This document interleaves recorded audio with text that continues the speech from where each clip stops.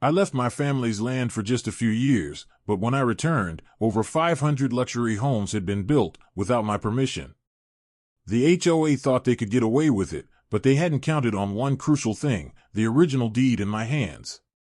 Before we dive into this unbelievable story, drop your city or country in the comments. I want to see how far this story travels. And if you believe in justice over power, hit that like button and subscribe. He had left his family's land believing that everything would remain the same. The rolling fields where he had played as a boy, the orchard his grandfather had planted decades ago, and the quiet corners filled with memories of family gatherings, all of it seemed like it would be waiting for him, untouched by time. He imagined returning to familiar sights, the smell of earth after rain, and the peace that came from knowing that the land belonged to his family. But when he drove up the long dirt path leading to his property, he was met with a sight that shattered every expectation. Over 500 luxury homes sprawled across the fields and forests he had grown up in. Streets, fences, and meticulously landscaped lawns replaced the open meadows and wildflower patches. Mailboxes with names he didn't recognize lined every road. Notices from the HOA were pinned to trees and fences, signaling ownership he had never granted. Each step across the property deepened his disbelief. Neighbors, some curious and some hesitant, whispered about the rapid development, hinting at intimidation and underhanded tactics by the HOA. His childhood home, the old barn, even the small garden plots where he had planted vegetables with his grandfather, they were either demolished or overshadowed by the new constructions. Despite the shock, a simmering resolve began to grow. This was no accident, no harmless mistake. Someone had deliberately attempted to claim his land, erase the past, and profit from the future. He knew he couldn't stand by and watch it happen. The quiet man who returned home realized that he would have to confront an entire HOA, and maybe more, to protect his family's legacy. As he walked further into the property, the reality of the situation sank in. The homes weren't just scattered randomly, they were meticulously planned. Streets curved in perfect arcs, driveways were paved and lined with newly planted trees, and every inch of the land he had once roamed freely now belonged to someone else, or so it seemed. He began to investigate, poring over public records and county filings. It didn't take long to uncover the first signs of foul play. Signatures on documents looked suspiciously forged. Inspections supposedly done by certified officials were false, and records suggested that the HOA had intentionally manipulated the paperwork to make the construction appear legal. Notices had been posted at odd hours, warning neighbors to stay silent, and whispers of intimidation floated around the community. The scale of the deception was staggering. Hundreds of families were living on land he legally owned, unaware that the foundation of their homes rested on fraud. But the most important discovery came when he pulled out the original deed. The paper was old, worn, but it held the undeniable proof of ownership. With it in his hands, he realized the fight wasn't just possible, it was inevitable. Cinematic visuals, slow pans of the sprawling neighborhood, close-ups of the forged documents, late-night notices fluttering in the wind, and the protagonist gripping the original deed, eyes filled with determination. Holding the original deed firmly in his hands, he felt the weight of justice and responsibility settle over him. This single piece of paper represented decades of family history, memories, and legal ownership, proof that no forged document, fake inspection, or midnight notice could ever erase. The quiet man who had once walked his fields in peace was now fueled by determination.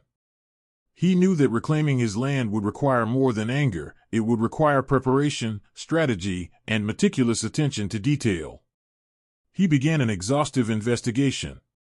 Nights blurred into mornings as he cross-checked every county record, every inspection report, every signature, and every notice posted by the HOA.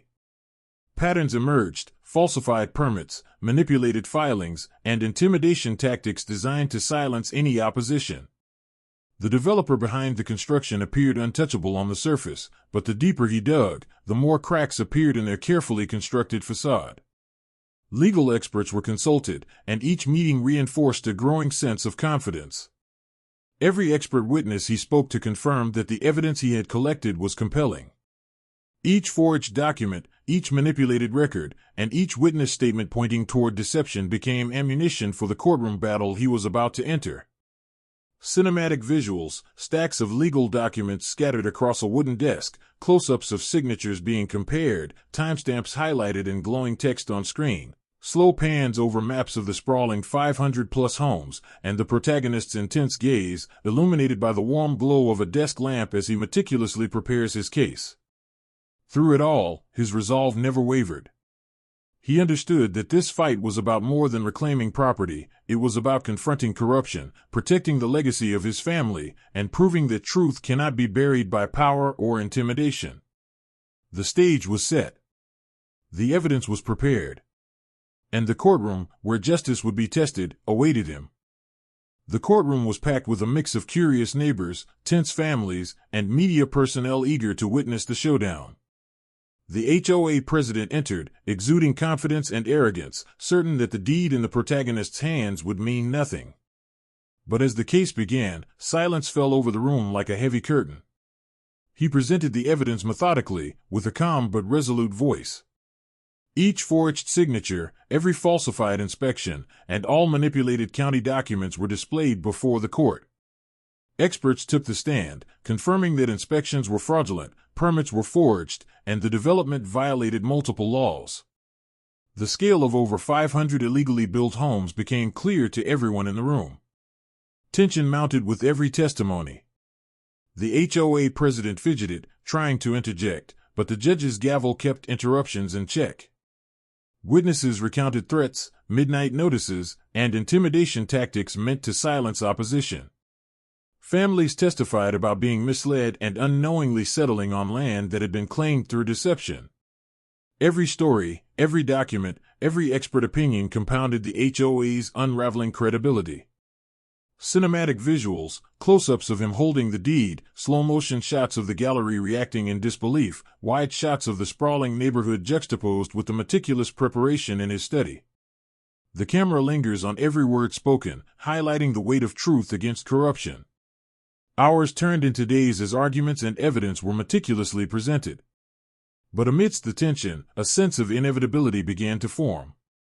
The quiet man who had returned to his land was not just defending property, he was exposing corruption, safeguarding families, and ensuring justice prevailed. By the final hearing, the courtroom was gripped by anticipation. Every forged signature, every false inspection, and every manipulated notice had been laid bare. The judge, eyes scanning the mountain of evidence, finally nodded. The moment had arrived where the scales of justice would tip, and truth would stand unchallenged. The gavel fell, echoing through the courtroom like a declaration of truth. The judge ruled decisively. The HOA and the developer were held accountable for their actions. Every fraudulent document was nullified, and the integrity of the land was restored. Yet, the protagonist didn't seek revenge. Instead, he proposed a solution that safeguarded his family's land while respecting the hundreds of families already living in the newly built homes. A comprehensive community plan was implemented, balancing justice and compassion. The developer faced severe penalties, and the HOA's manipulations were exposed to the public, their authority shattered. Families who had unknowingly settled on the land were allowed to stay, their homes now legally recognized, while the original boundaries of the property were enforced and protected. Walking out of the courtroom, he felt a profound weight lift from his shoulders. Justice had been served, not through anger or destruction, but through courage, preparation, and unwavering commitment to the truth. He looked over the land he had fought so hard to protect, seeing both the homes of innocent families and the restored spaces of his heritage. Cinematic visuals, wide aerial shots of the sprawling property, sunlight reflecting off rooftops, children playing in yards, trees swaying where open fields once were, and the protagonist walking with a quiet but determined smile. Close-ups capture the relief and satisfaction in his eyes, the deed held tightly in hand, symbolizing the victory of truth over deceit. This story wasn't just about reclaiming land. It was about the resilience of ordinary people, the importance of standing up against corruption, and the enduring power of evidence and integrity. Justice, he realized, doesn't always mean punishing others. It means defending what's right, protecting the vulnerable, and ensuring the truth is never buried. In the end, the land, the memories, and the families were safe. And the quiet man who returned home had proven that even against overwhelming odds, standing firm for justice could reshape the outcome and restore hope to a community that had almost lost everything.